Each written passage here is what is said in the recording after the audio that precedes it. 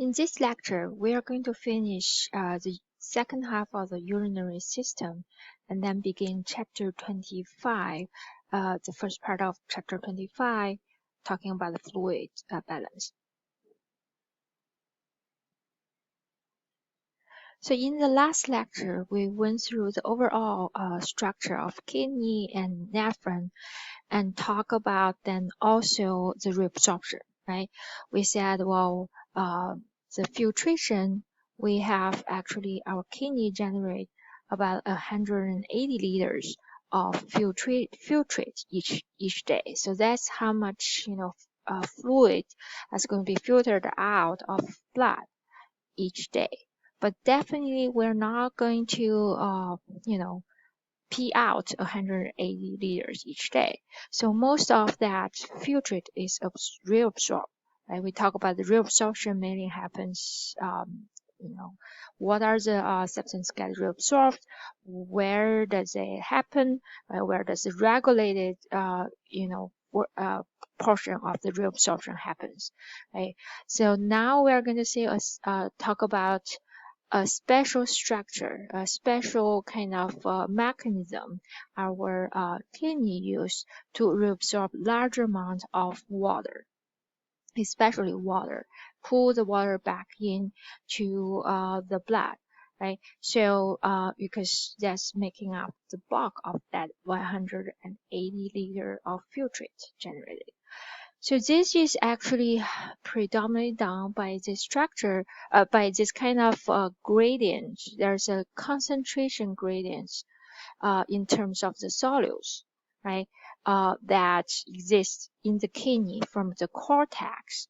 This is the cortex, right, to the medulla. So you can see the color coded here, right? It's kind of a darker shades of blue in the medulla and much less so, much lighter in the cortex. That's kind of indication of the concentration gradients, right? The more kind of the blue color shades you see, that's the higher the concentration.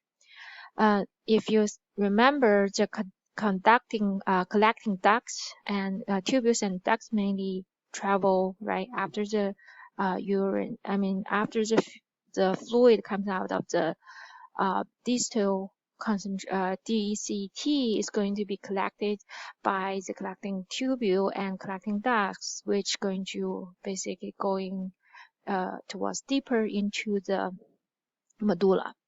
And so this kind of gradient is going to help, right? So basically pull the water out, because whatever is still in the tubular fluid, right, is going to be in a much lower concentration, right, than what's in the interstitial fluid. So this concentration gradient we're talking about is the for the interstitial fluid.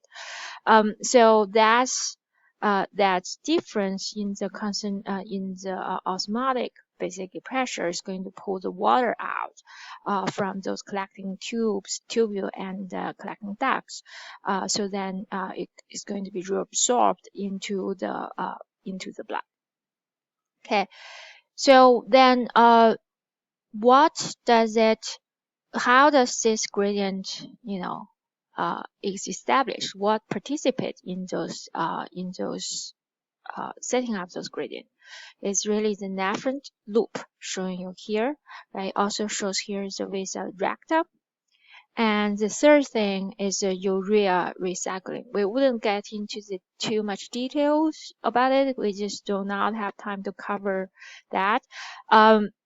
If you are interested, you could look into read the textbook in that portion. But we're not going to test you in that kind of detail for the course. This particular course is kind of beyond what we're going to cover.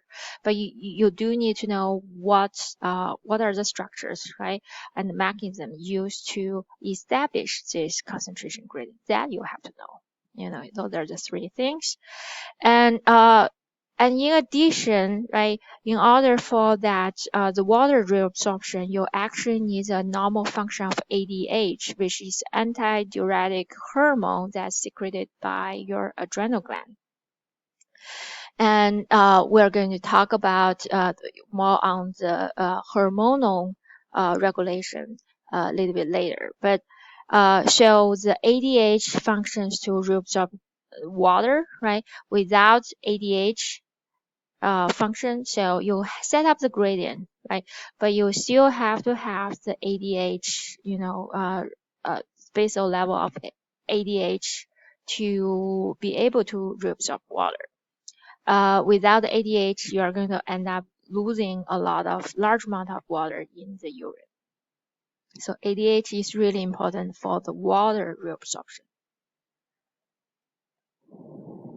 So briefly, how does nephron loop and the vasa recta participate in establishing and maintaining the gradient? Nephron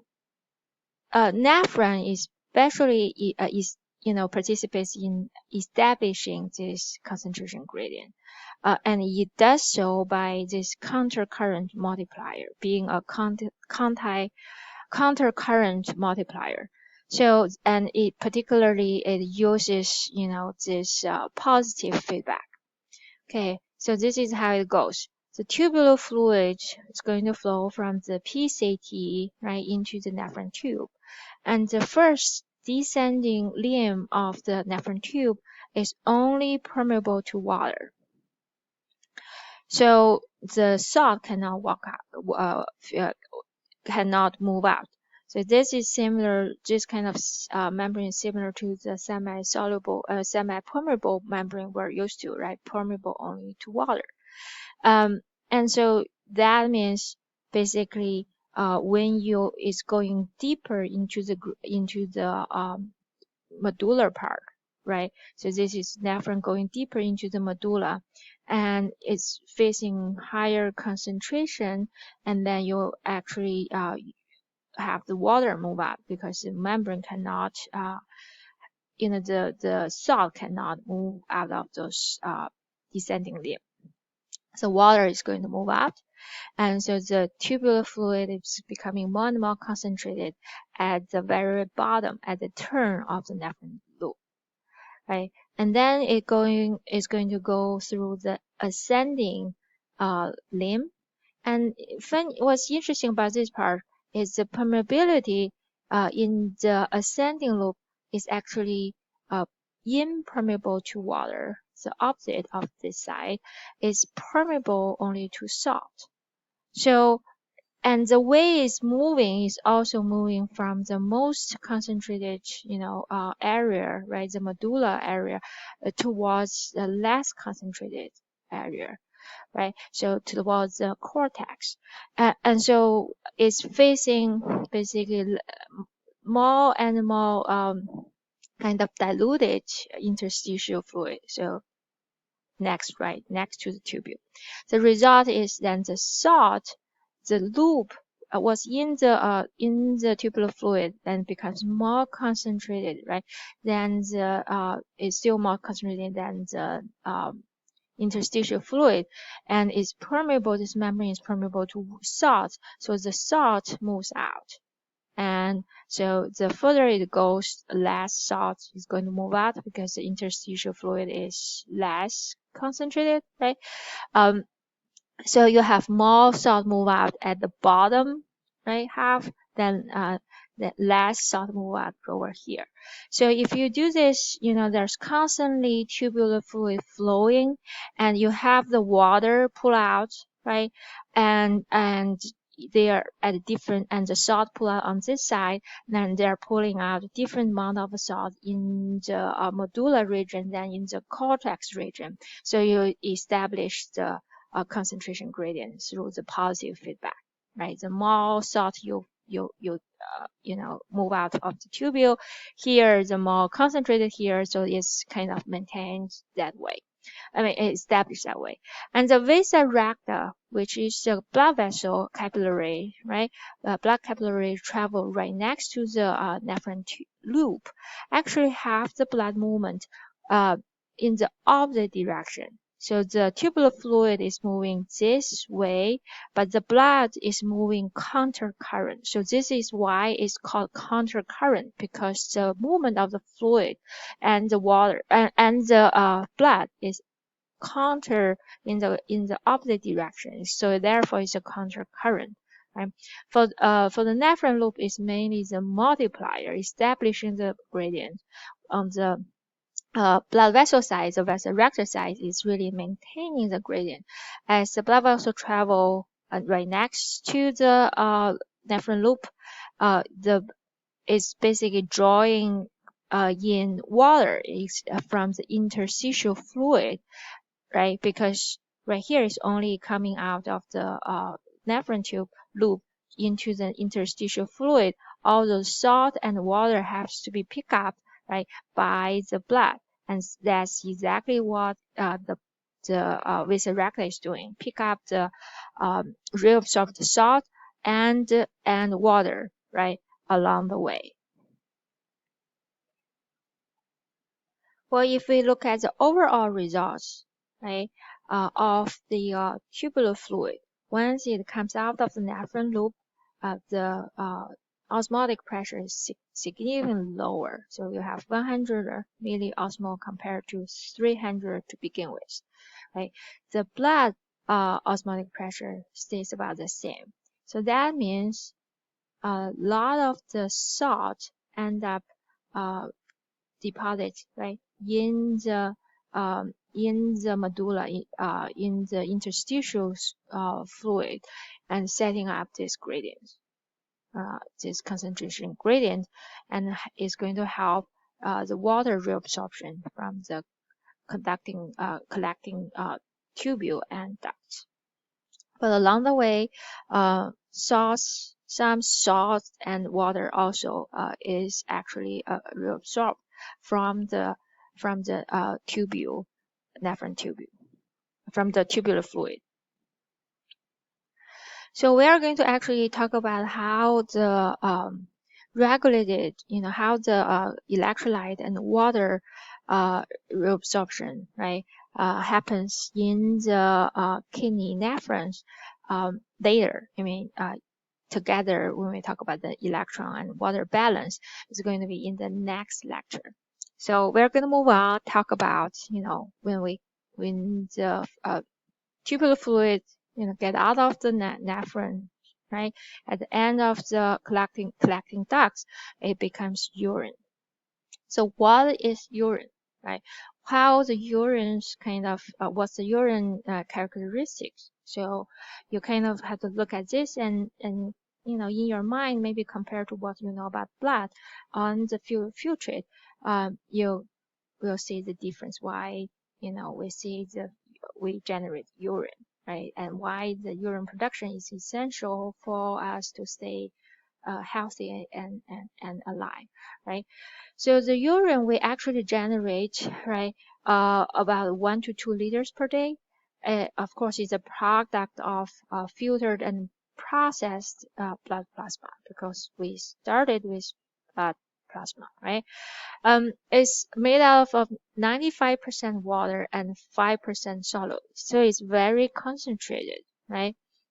With actually the electrolyte and especially the various metabolic waste like urea and uric acid, such as those, right? And also have some hormones and drugs. This was just, for fun. Some university actually, University of Cape Town actually tried to make bio bricks using urine, and was kind of, if you Google it, it's kind of funny. Their rationale, it definitely is going to smell bad if you are trying to reuse the, salt basically in the urine to make it use to make bricks, right? I can imagine the smell in that kind of process. But anyway, the pH actually for the urine is generally more acidic than blood. Blood pH is 7.4, right? But the pH in the urine is more acidic, between 4.5, and could be about the same as blood, or even a little bit higher. because that's going to be influenced by your diet, right? If you eat a lot of protein or wheat, your urine is going to be more acidic. If your diet is high in fruits and vegetable, basically on the vegetarian side, right, on the more veggie side, and then your urine is going to be less acidic. But generally, they are, less, more acidic than blood. And how do you evaluate kidney function, right? Is actually, we have talked about those two parameters in the past, but here is just another kind of place to say, well, it is actually important for you to know the concept of those, right? The glomerular filtration rate, talk about how fast, right, the filtrate is formed because it's rate per minute, and then also the renal plasma clearance. Those are two important parameters evaluating how healthy your kidney is. After we have the urine generated, it's going to collect it, right? It's going to within the kidney, right? It's going to flow out. All those different structures in the kidney we're going to cover in the lab, but then it's going to flow out to the ureter. Right? Ureter is this kind of muscular tube, right? And remember, ureter is also retroperitoneal. That means it's not covered by serous membrane. So the outermost layer is called adventitia, right? Not serosa. So it's still 4 layers, mucosa, actually 3 layers, mucosa, muscularis, and adventitia. And the mucosa is actually made out of the transitional epithelium. Okay, if you still remember in MP1, right, transitional epithelium is a really special type, right? It can, depending on how much stretch it gets, so the top layer, right, the apical layer becomes more, it can transit between squamous to cuboidal. And so you are actually supposed to look at this in the lab, right? You need to draw this in, this is a cross section of what your reader looks like. So muscularis is quite muscular, it has a pretty thick muscularis layer, 2 layers of smooth muscle, and that's going to help the urine move to the urinary bladder by peristalsis. So urinary bladder, okay, so this part, it wasn't covered in your lab exercise. So we are going to cover this part, right? The structure of the urinary bladder actually in the lecture. So you're going to expect to see exam questions about them in the lecture exam, right? So the urinary bladder, right, again, is retroperitoneal. So you have the peritoneal,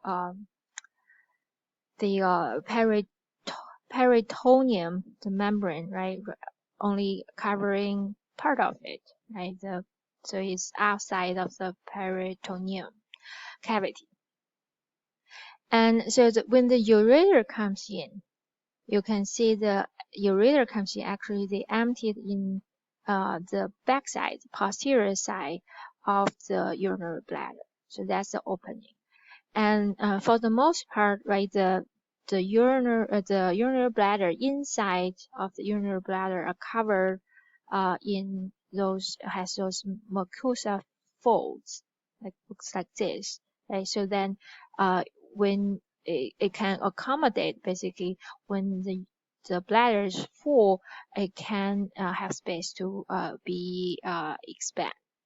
So you can see when your urinary bladder goes from when it's empty, right, then to it's full. So it has to be able to actually expand, and that mucosa folds is how it could expand, right?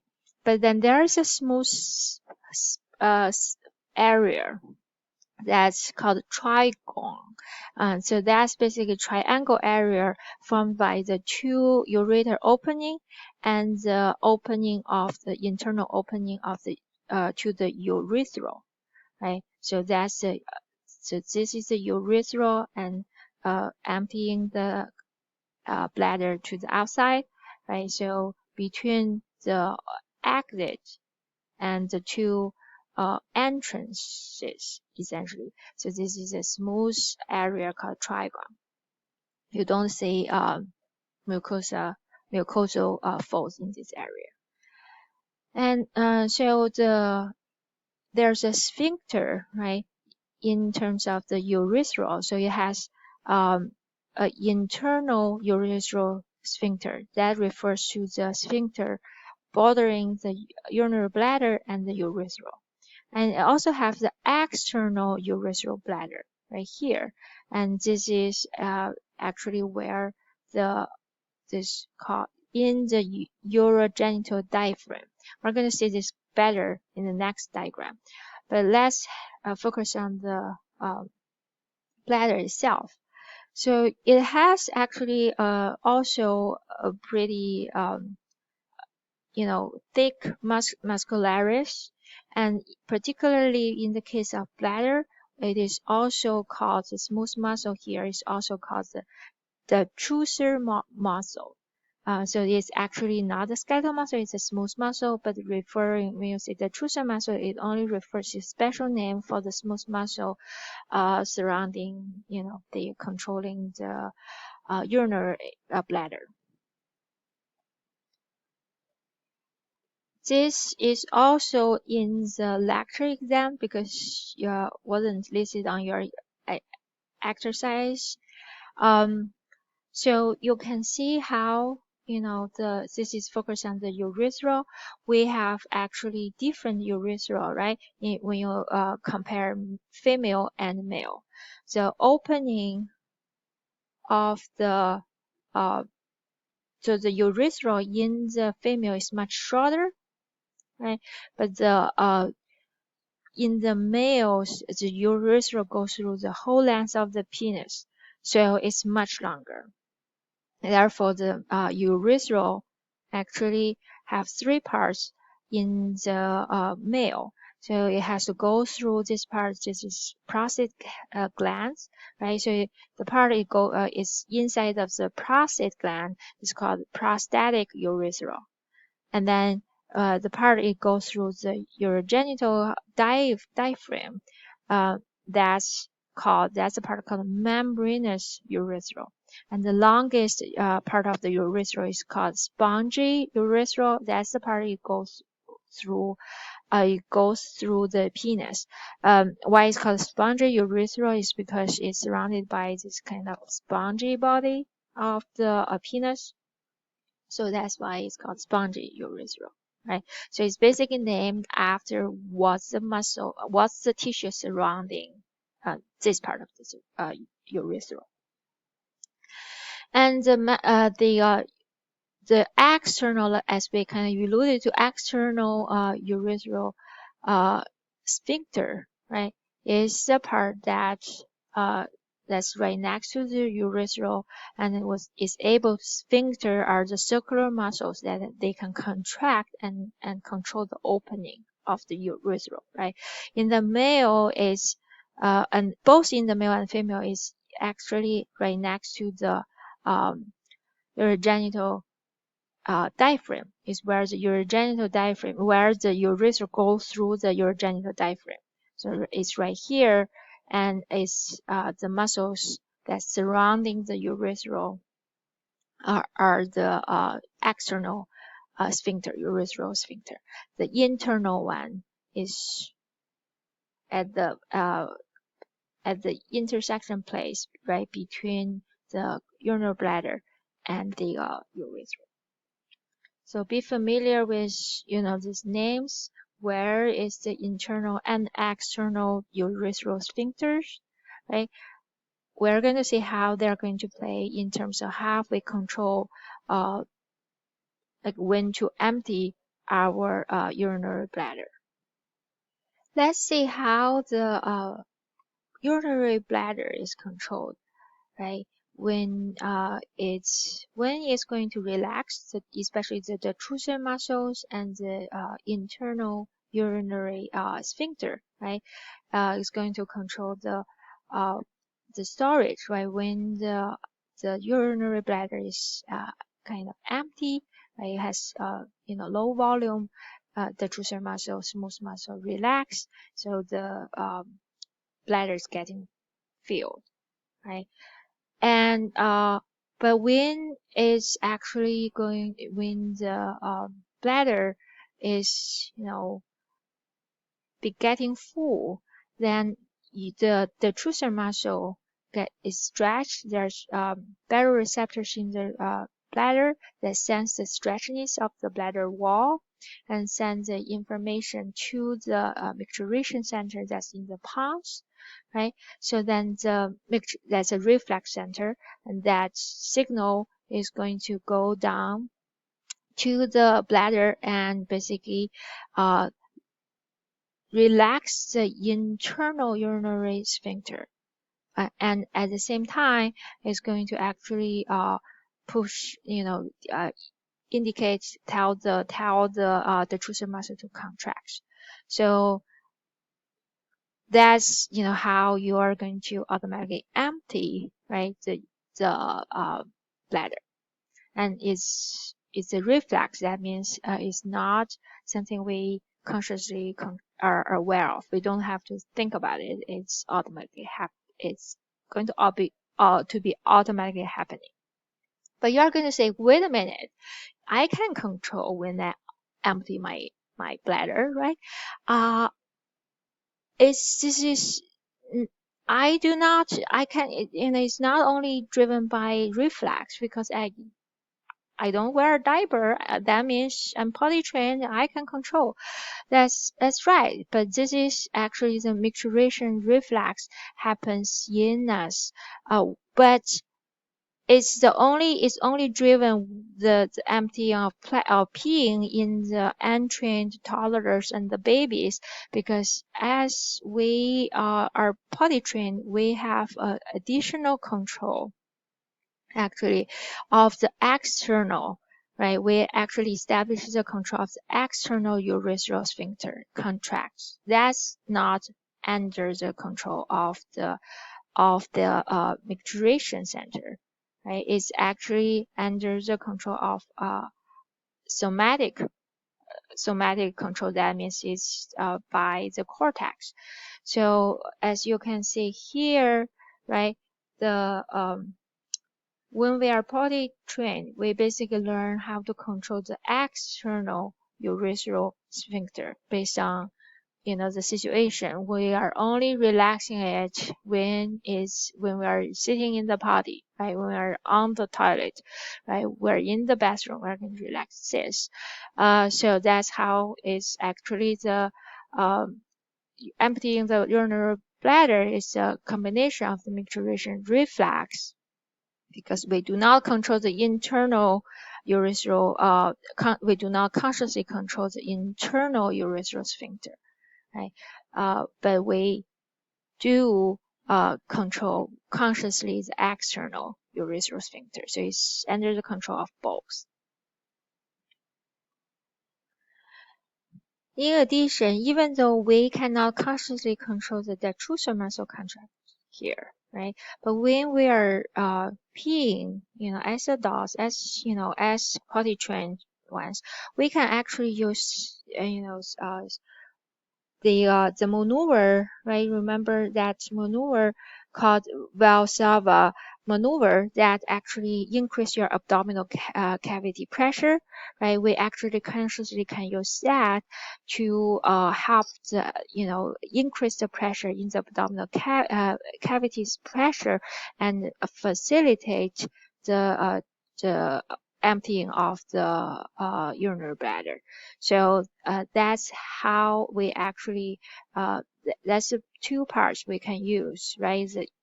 Consciously under somatic control that facilitating the emptying of the bladder consciously.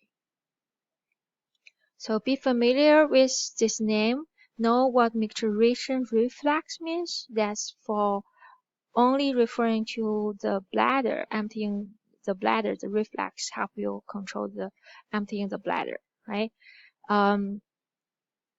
And no, it's actually you are consciously control your in a potty trained individual is under both the reflex and your somatic nervous system.